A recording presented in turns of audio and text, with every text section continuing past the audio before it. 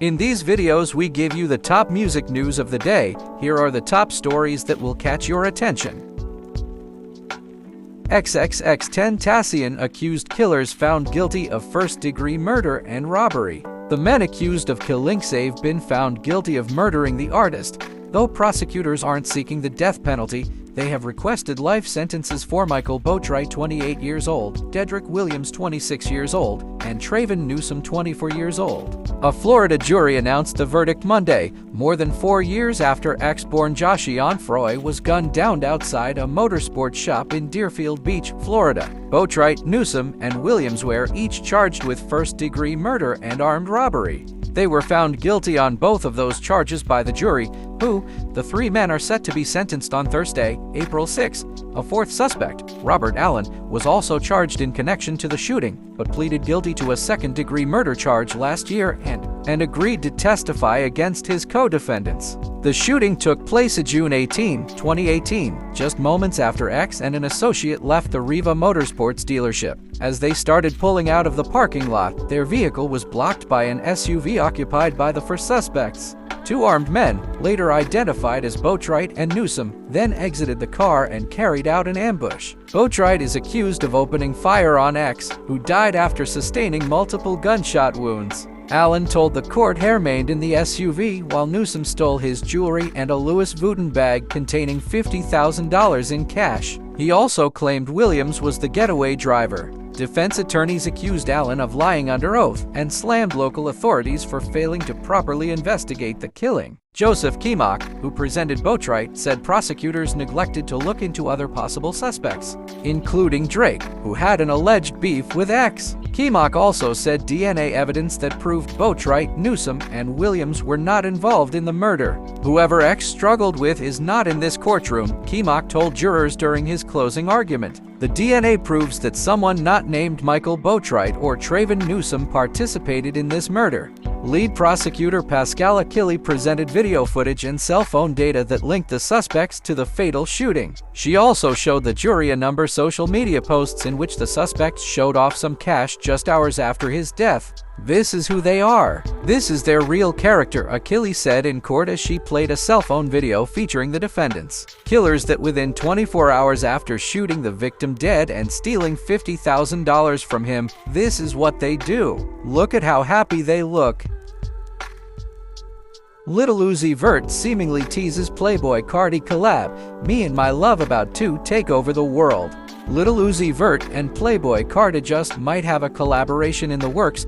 Uzi took to their Instagram story late Saturday to apparently tease something involving Carti. "Me and my love about to take over the world," the Philly rapper wrote, tagging Carti in the post. Uzi and Carti have a long history of collaborations. After joining forces for Of Course We Ghetto Flowers, a track from Uzi's 2016 mixtape The Perfect Love tape that also featured Offset, the pair has teamed up on several more occasions, including on hits such as Lookin', Woke Up Like This, and Shoota, not to mention fan-favorite leaks like Break the Bank and Throw It Up.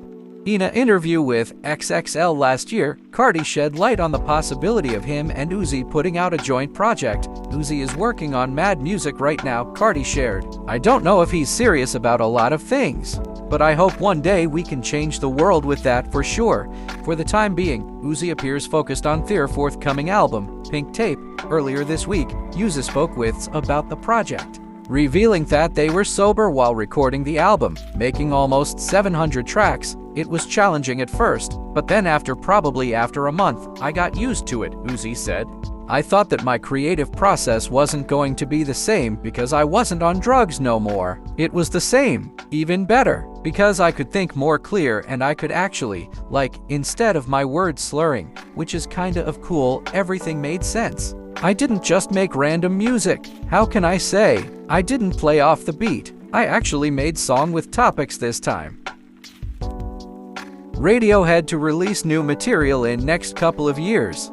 In January, Selway said that he and his bandmates would be meeting up early this year to start putting things in motion. "We're going to get together at the start of 2023, and I'm sure we're going to start looking at other ideas for what comes next," he said.